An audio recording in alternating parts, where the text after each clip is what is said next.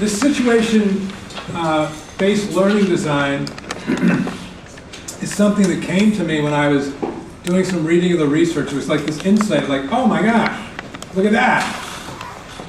And it's kind of funny because it's so simple in some way.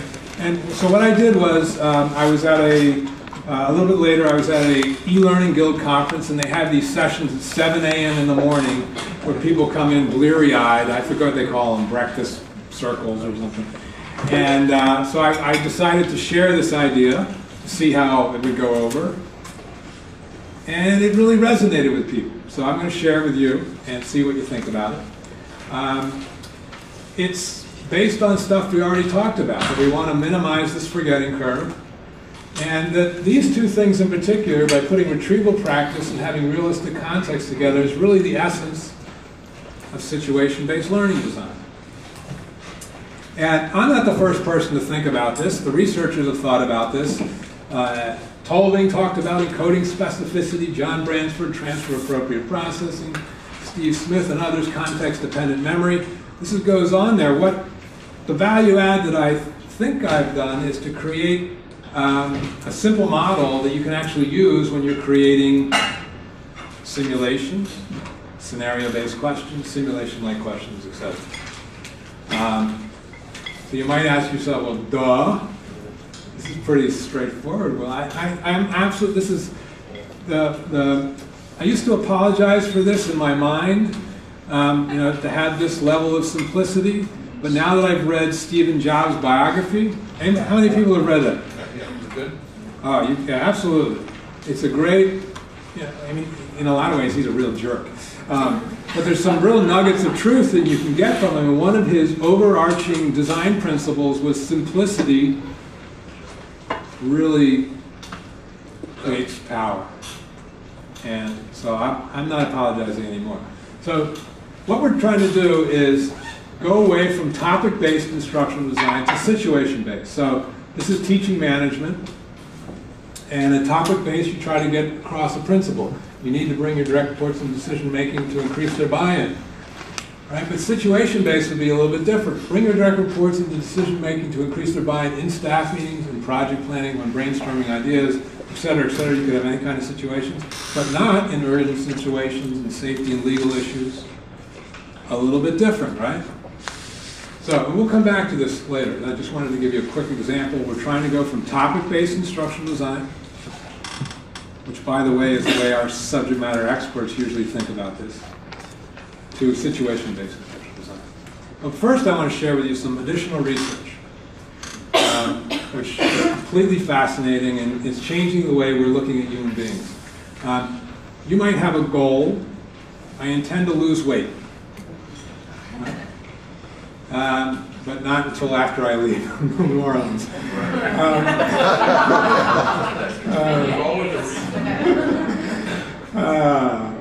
Okay, or you might set a trigger. I intend to walk for 30 minutes on Monday, Wednesday, and Friday as soon as I wake up. Now what's the essence of this? The essence is I'm providing an if situation, then take an action.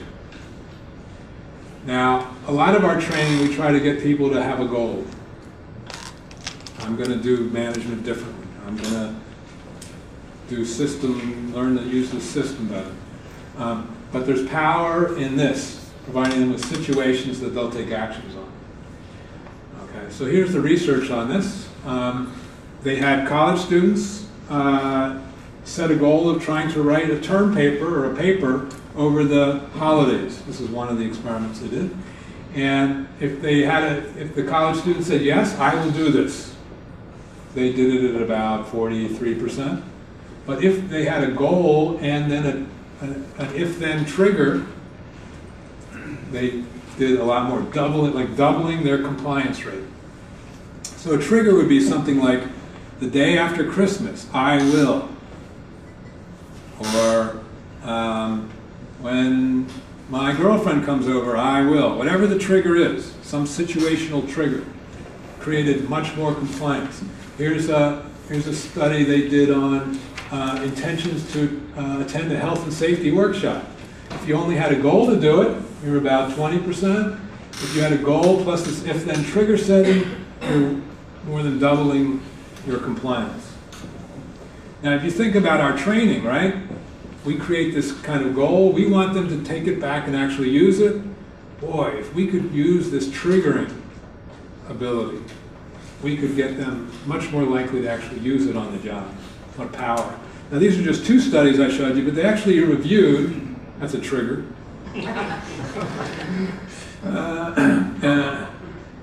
And here was the article from 2006, Implementation Intentions and Goal Achievement and Meta-Analysis. So this is a meta-analysis of a whole bunch of other studies. And what they found was that when they reviewed 94 separate experiments, they found a medium-high magnitude of Cohen's d effect size of 0.65, which is pretty high, for the benefits of implementation intentions. 92 of 94 experiments showed positive results. Now, I think this word implementation intentions is too long, so I just call it triggering. But 92 of 94 experiments showed positive results. In social science, that's incredible.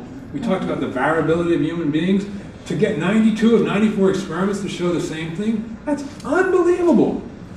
So, and here's the kind of studies they did. Attending a workshop, breast or prostrate self-examination for your health, buying organic food, recycling, exercise, diet, solving law cases, taking vitamins. They did this on all different types of learning and performance situations. So let me ask you this. If you want to set a trigger, let's say you've decided that you have a goal to buy organic food. Now let's set a trigger. If the situation, then I'll buy organic food. If you're going to design this, if you're going to set that trigger for yourself, what situations would you provide for yourself to set that trigger? When I walk in the grocery store, I'll go right to the organic section. Right. Good. I'll go to the farmer's market every Friday. All right. Well, you got to, when you're in the farmer's market, I will look for the organic thing. You got to find the situation action, right? And that will trigger you to be more likely to remember, right? This is about that context retrieval, that spontaneous remembering. So this is really impressive stuff, and it shows the power of spontaneous remembering. So here's, I do some work in the Defense Department to consider threat finance issues in my work as an intelligence analyst. The next time I review message traffic, I will do the following.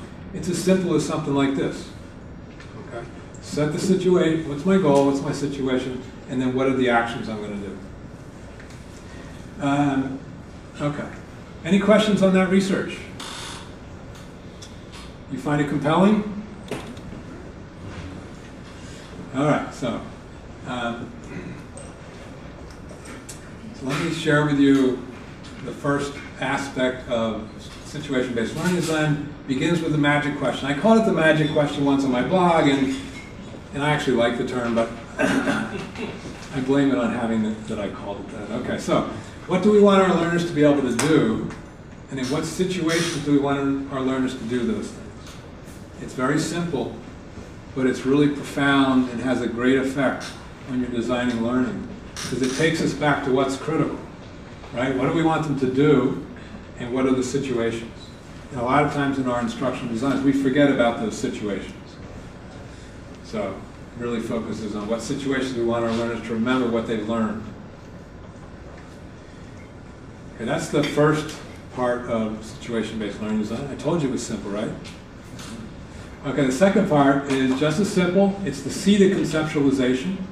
SEDA is the first letters of these 4 things. One is situations. So in the real world, we're all in situations. We evaluate those situations. In other words, we try to make sense of them. We're looking at the stimuli in those environments. Then we make a decision, and then we take an action. If this is what people do in their real worlds, shouldn't we try to train based on this model? Shouldn't we try to simulate based on this model? I would say yes. And here's my reasoning. Oftentimes we fail to follow the full SEDA model. And here's some examples. Oftentimes we don't even provide a situation. So we present concepts without any practice whatsoever. When we're just presenting principles and concepts, there's no situation, there's no evaluation of the situation, there's no decisions they have to make, there's no actions. So it's a complete failure of the SEDA. But sometimes we provide tests of memorization, right? We teach them something, then we provide some tests of trivial concepts.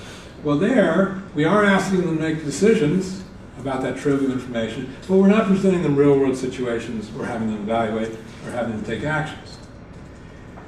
We present case studies sometime where we ask them to evaluate those case studies but not make decisions, right? So there we're providing the case is the situation, we're asking them to evaluate that, but we don't ask them to make difficult trade-offs in decisions that they're making. So that's a breakdown. We can provide, sometimes we provide role plays.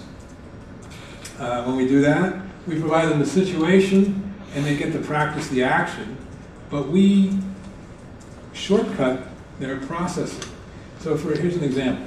The customer is angry because of poor product performance. Express empathy and follow the 4-step empathy process. Now that's what role-playing is often breaks down to, right? That's why your learners hate it, by the way. But think about this. We have evaluated it for them. We've told them the customer is angry. Now sometimes that's obvious, but sometimes it's not. If you're really teaching customer training, you want them to pick up on those cues. And we also did it because of poor product performance. In the real world, you'd have to evaluate the situation yourself. So we've not given them any evaluation. We've also told them what to do. We made the decision for them. Express empathy and follow the 4-step empathy process. In the real world, there's all of this. There's a swarm of stimuli. And we want them to be triggering to think about things.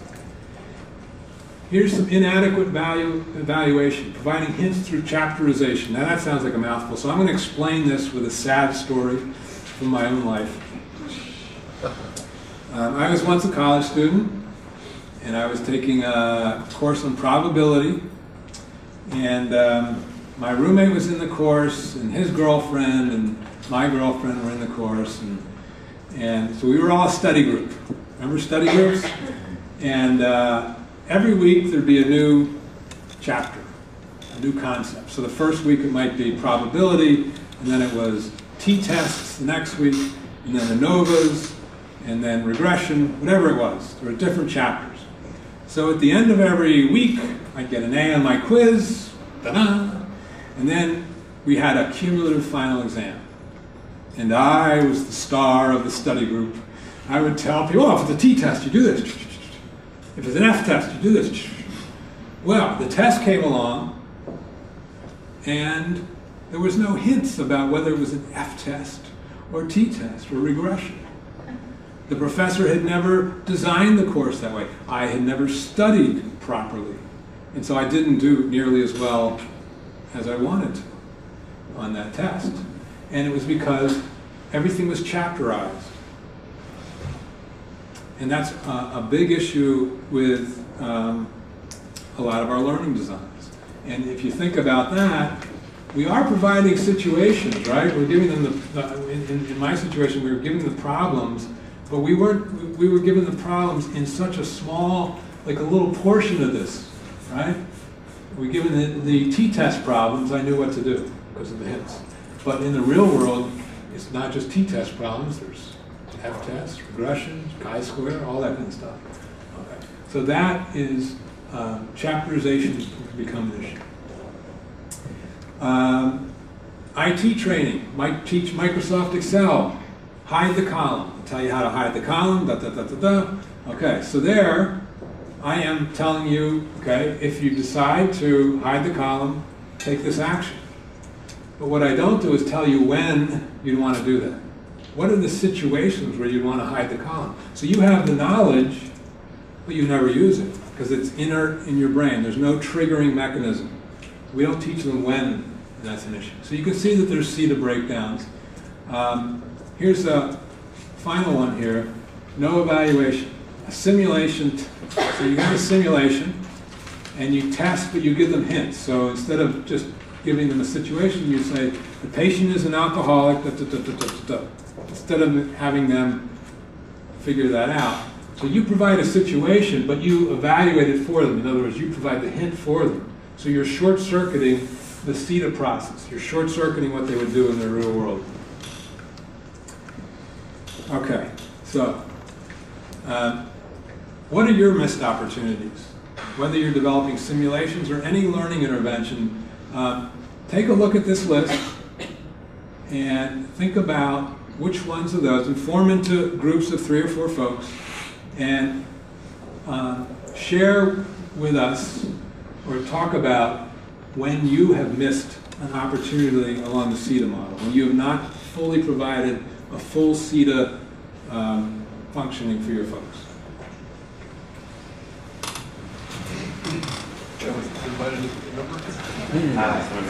Yes, hold on. You should develop an action. You didn't have any? No. Especially like communities. I was thinking about one that we decided. Describe the situation to the learner in order for them to understand. Yeah, I didn't do the A. So how would you describe that? Each other, like, You can't really see now. Well, except that think about some of the best books ever written.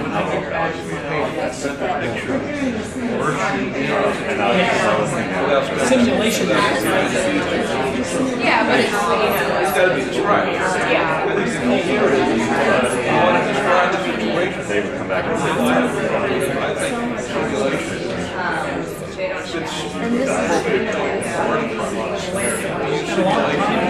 but I think that was somebody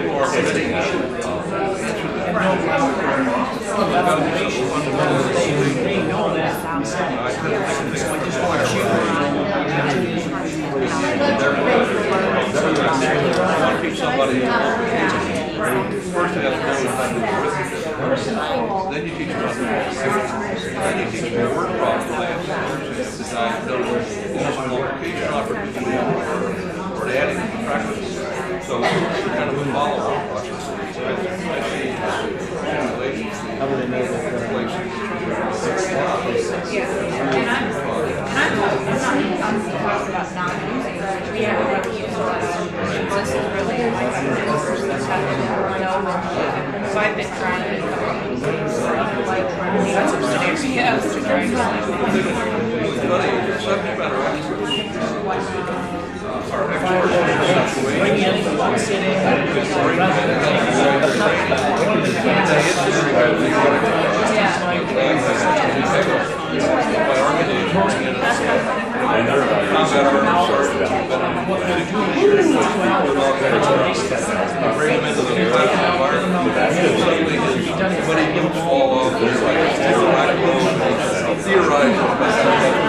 no, I want you to tell me how it really is.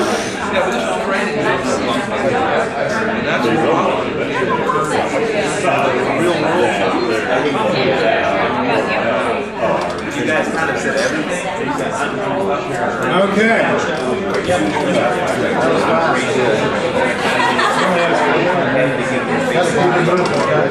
A question for you. Was it easy to come up with a SEDA breakdown? Okay. Okay. There's a lot of missed opportunities out there. All right. Let's analyze some questions, some scenario-based questions, and here's your situation. You work as a consultant, salesperson, making recommendations to business customers. Vertiblock, one of your products, is especially good for copper oxidation, but it should not be used on surfaces from which people may eat. Gray block is especially good for tarnished silver, but it can be used for other oxidation. It is safe for eating surfaces. Okay, that's your background information. And normally we'd give more information, but we have to do this quickly. So here's our question. Vertiblock is particularly beneficial in reducing which of the following? Copper oxidation, How would you rate that from a SEDA perspective? Low. Low. 4. All right. Yeah. Is there a situation there? No. So this is sort of what it looks like. Yes, there's the decision, but there's no situation. We're not really evaluating a situation. We ask them not to take an action. How about this question? You're with a customer who makes furniture that people eat off of. Furniture has substantial copper, which is oxidizing. Which product do you recommend for oxidation on eating surfaces? Vertiblock, gray block, blue block, or any of the above are okay. How would you rate that from a SEDA perspective? A little better? Yeah. If it has a breakdown, where is it? Evaluation. Evaluation? Right. Tell me why. Well, because everything's kind of laid out there for me already. Right. The furniture, I mean, Furniture has substantial copper.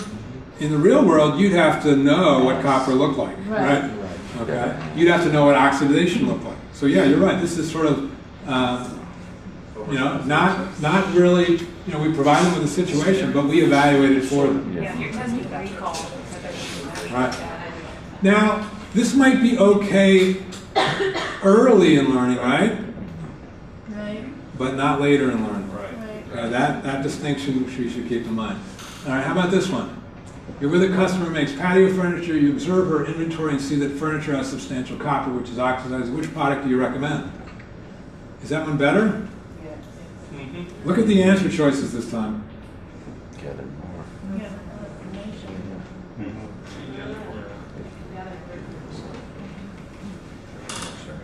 What do these two choices, C and D, do for you? They help you a little bit with the evaluation because they make you think beyond the sort of mental block of the question. But still, right? I put a little red dot here because it's a little better. It's still not perfect, right? What about this one? You're with a customer who needs Greylock because she has an oxidation problem on copper eating surface. Show how you would recommend Greylock to her by speaking into the microphone. Say the following. Our best product for copper oxidation on food surfaces is Greylock. It works great on copper, and it's absolutely safe. How many cases will you need? Anybody? Don't you love salespeople? Okay. That's sad. All right, what is this? It's all about what? I heard it over here. It's all about action, right? So you have presented a situation, but it's sort of, you know, attenuated. It's really all about the action. Okay, so you guys get this now. So now it's your turn to design a fully SEDA assessment item. So here's your situation, and you can do this in your groups. How would you design an authentic scenario-based question to assess the following issue? Here's the performance goal. Retail store managers should give assistant store managers practice in actually diagnosing the appearance of the displayed store merchandise. Here's your background knowledge. Retail managers typically walk the store, viewing each display very closely and making a task list for the store clerks to complete to improve store appearance and increase sales. Attempting to synchronize with Google. Okay. You know what they do, retail store managers, they walk the floor 3 feet by 3 feet. Some of you are shaking your head, yeah. And so that's what they do. The key mistake they make, managers fail to give assistant managers practice in walking the store on their own. So in other words, they just have the assistant store manager follow behind them with a clipboard, say, hey, this is around here. The assistant store manager looks at that, assistant manager's here. Okay, so here's your learning point. Good managers demonstrate walking the store to new assistant managers, but soon enable them to walk the store themselves, first with immediate over-the-shoulder feedback, then with end-of-task feedback. So first they do real close feedback. You know, they say, okay, in this 3 feet, you missed this, this, and this. Later, they have them do the whole thing, and then they say, well, the major themes that you missed were this. Okay. So this is your task to create a scenario-based question in your groups. And you know you're not going to get to this. This would probably take 2 hours normally or something like that. But just to get started in thinking about it. So go ahead and see what you come up with.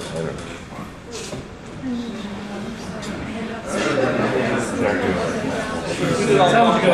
Sounds good. You can. This one. So be one section.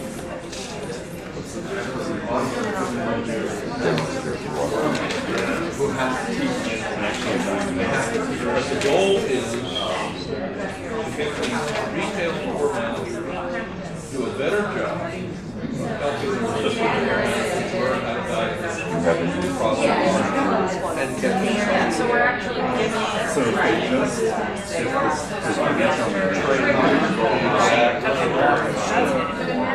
just has them fill up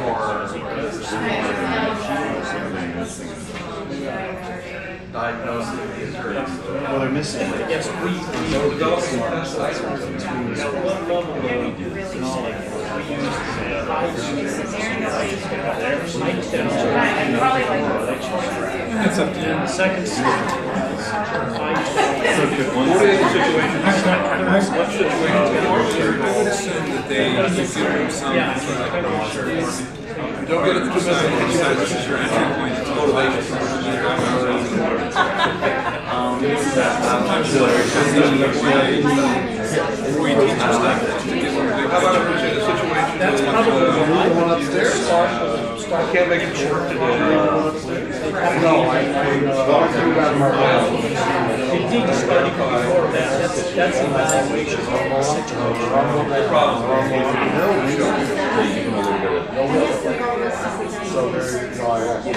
So are we gonna do it before they have? Because it is part of your role. That's the situation.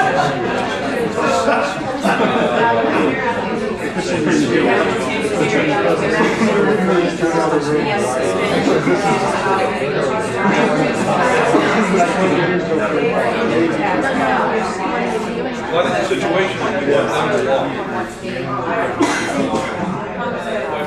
So your situation.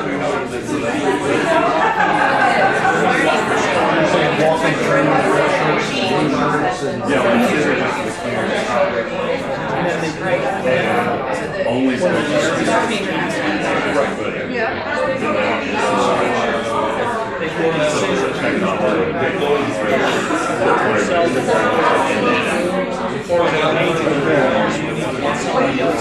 All right. Now, I know I have not given you enough time. Okay? I know I've not given you enough time. Okay? So, you know, sometimes creating a scenario-based question can take 30 minutes, an hour, 2 hours, longer. Okay? Because you have to think about a lot of things. But what I wanted you to do is to get started. So what kind of situations did you come up with? Yeah. I don't know if this is a good one or not, but they're walking through, they get to the clearance rack, and only blue shirts are supposed to be on the clearance rack. There are red shirts on the clearance rack, so that would require an action that would need to be taken. But is that, I don't even know if it's a good situation or We not. started him off with something kind of like that, but entirely different. We had him walk up to the display and we said, what's wrong with this picture? Oh, okay. Okay. Okay. That can be good. That can be good. Let me clarify. So, that might be good early in learning, but you are evaluating the situation by telling them there's something wrong with it. Or you may not have to tell them, you can just present them with a series. Right. And then you wanna say, okay, is there anything wrong with this? Right? Because that's more realistic. Yeah. What else? We took a little different track. We just were going to have a scenario run until they thought they saw something that needed corrected, then they could stop it. Okay. Oh, that's nice. I like that. Yeah. We had a completely different audience. We were thinking we were teaching the retail store manager, not teaching what was wrong, but teaching the store manager how to coach the person on what was That's right. And that was my original intent. So we said, Keith, your new assistant manager has been with you for a week now, and Okay. you've done 2 walkthroughs together. What are you going to do today? Or Okay. kind of just leave it there. Okay. And you want them to be able to differentiate between someone who's new Right. and someone who's, okay, that's great. Great. Okay, so you guys are thinking in all the right ways. All right, that's great. So I want to take this a little bit deeper now. One of the things this tells us is that these situational cues are really important. Right? You have to figure out what the situation should look like. And so one of the things we have to do as instructional designers then is to think deeply about the situations and what are the cues in that environment that will trigger them to remember. So let's look at this. I'm not going to ask you to answer this question, but this is similar to one I gave in the keynote. Sally and her team have been working on an e-learning course to teach a new computer system. The course is supposed to run for 35 minutes. Sally's team is almost finished when her client calls and says that they want it to be 40 minutes long. Clients. Sally decides to use the extra 5 minutes to show real-world examples of the most important types of interactions. Okay, is that training design okay? Yes or no? And what I'm asking you not to answer this question, but to analyze this question. Okay? So you're going to analyze this from a SEDA perspective. What is good? What is inadequate? So, what do you think about that in terms of a SEDA-based question? Is it good, bad? What improvements would you make?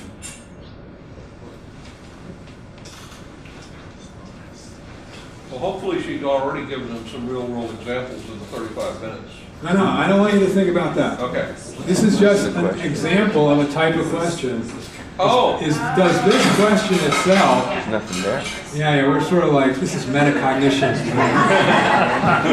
We got a situation. There's nothing. There's no decision making, okay. Yeah. Is that a problem? Yeah. Wait a minute, isn't there a decision here? What is this decision doing for you? It's making you evaluate. Who said that? Extra credit. Okay. What would you advise? Now, the follow-up, which of the following would create the most long-term memory, A and B? What is this getting at? This is really the decision. So by having this two-part question, right, this really presents, by having them evaluate a situation first, it gets them a little deeper into the SEDA model than just presenting a decision. Okay? All right, we're going to talk about, so one of the things before multiple choice we can ask learners to broadly evaluate something. Okay, some examples. Okay, so topic-based, call center responding. Topic-based approach would be, here is how we want you to handle particular customer complaints. Remember to be empathetic, nice, non-defensive, meet their specific requests if you can. Now try and role play this. Situation-based would be, in every call, go through the following steps. Boom, boom, boom, boom. If it's a website problem, then do or say this. If it's a customer is confused, then do or say this. You can see the if action. Simulation lends itself to this, does it not? Okay, now, there's some things the SEDA model, you might ask, well, how relevant is this to all things we want to teach? Well, it's probably relevant to some things and not others, but can Thalheimer push the envelope on this? All right, what about history? Topic-based, when did the Battle of Hastings take place? Answer, 1066. What was the importance of the Battle of Hastings? Answer, technology can bring significant advantages to a military. This is all principle-based, topic-based, right? Well, how about a situation? When do you want people to remember their history? When they don't want to repeat it. When they don't want to repeat it? You want them as a citizen to think about their history, right? That would be one area. So, for example, you might ask a question, could the lessons from the Battle of Hastings be applied to the Iraq War? What lesson might be applied to support your claims? Okay, so the situation that you want them to remember the history, because a lot of times you teach history and nobody ever remembers it. But if you tied it to real-world things, both presidential candidates have views on the potential use of force in going after the Taliban fighters in Afghanistan. Which candidate's position is more consistent with the lessons learned from the Battle of Hastings? Support your claims. Okay. Poetry. Can we do it for poetry? Metaphor can be used to communicate powerfully. Note how Robert Frost uses a metaphor of a wall to get his point across in the poem Mending Wall. Something there is that doesn't love a wall, that sends the ground swell under it. Okay. Suppose you wanted to convince your coworkers of one of the following plans. Use metaphor to make your case. Compare your use of metaphor to that of Frost, Oliver, Carver, Bukowski. All right. Convince folks. All of us should dress in business attire instead of business casual, or convince folks to block off mornings from individual work, allowing no meetings or interruptions. So this is a little bit of a stretch, but you can see that even on something as non-situation based as poetry, you can think about things in terms of the situations. Okay. Your turn will come in the session this afternoon when we're going to talk about writing stuff. But before we do that, I want you to answer this question. What do simulations miss most often in following a full SEDA model? And what do they focus on? What do they do well in the full SEDA model?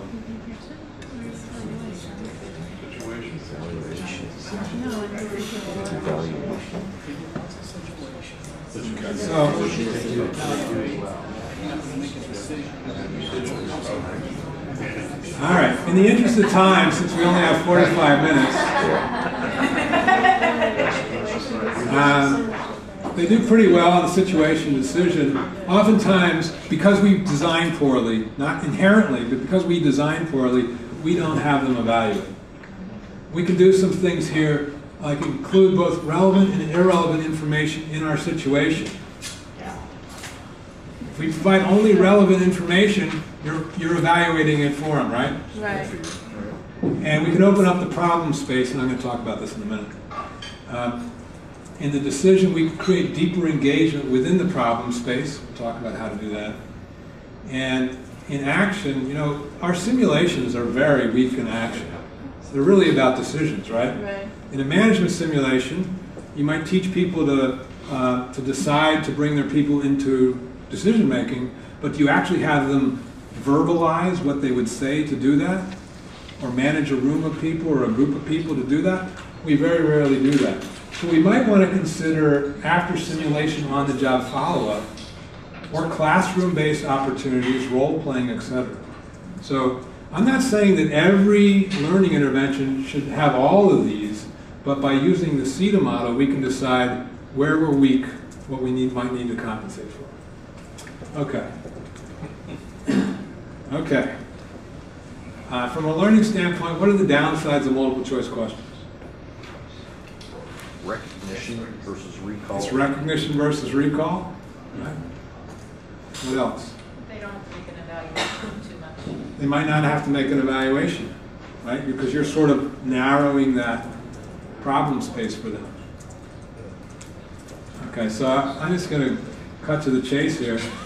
A problem space is confined. You've got an A, B, C, and D. So what do you look at? A, B, C, and D. And number two, the choices are not fully processed.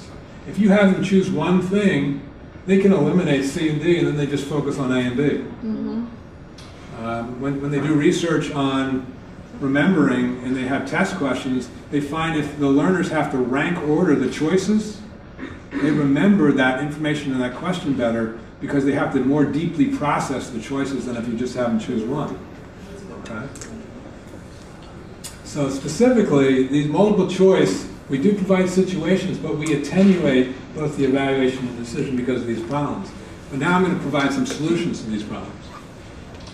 So opening up the problem space. In other words, enabling evaluation of the situation. We really don't have time to go into these in depth, so I apologize for that. We'll talk about these in the afternoon session more. We can ask two-part questions, like the one I already showed you. You evaluate it. So ask if the decision made in the scenario is a good one. And there's many ways you can do that. You can show Sally doing something. Hey, do you think Sally's performance was good or bad? Good, mediocre, bad. You can ask if you have enough information to make a decision. Here's the situation. Do you have enough information to make a decision now, or would you like more information? Then branch to a decision after giving feedback on the evaluation of the situation. So that forces you to do evaluation. You can use none of the above as an alternative. If you use none of the above as your last choice, they have to look outside of A, B, C, and D. They have to look at A, B, C, and then beyond it. You can use multiple scenes and choices related to a single storyline. I've seen great simulations that first they ask the learners to do data gathering. And they have decisions about data gathering. How would you gather the data? And then you diagnose the situation. Well, now that you've gathered the data, what is your diagnosis? And only then do they have decisions. So you're forcing the evaluation stages. You're evaluating them on the evaluation stages. And this might take 6 separate scenarios, 2 here, 2 here, 2 here, or whatever. You can provide decisions that specifically ask for evaluation of situations. So then have an actor in the simulation, for example, one's boss, comment on those evaluations. Perhaps not letting the player the learner, make a decision until the evaluation is correct. So your boss says, hey, listen, we got a problem over there in quadrant A. I want you to go over there and assess the situation, evaluate it for me, come back with what you think it means. So you're forcing it. Now that's not as realistic as some of these other ones, but it could be a help. In immersive environments, we can enable players to choose who to talk with or where to navigate to, but do this in more than a willy-nilly way. In other words, we need to assess the options.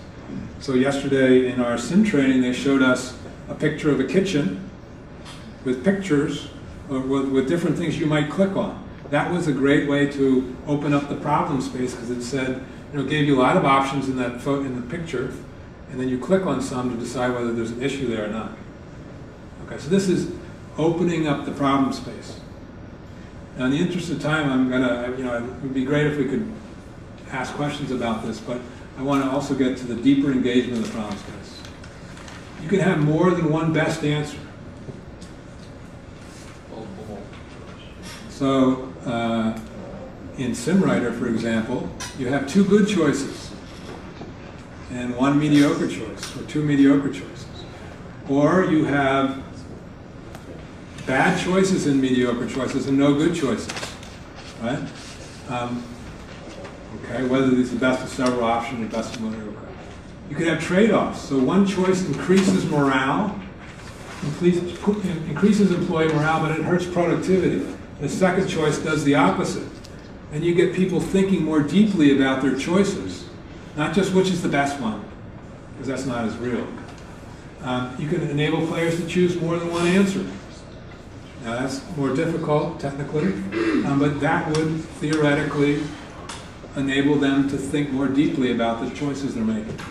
You can ask players to rank order their choices. We talked about that.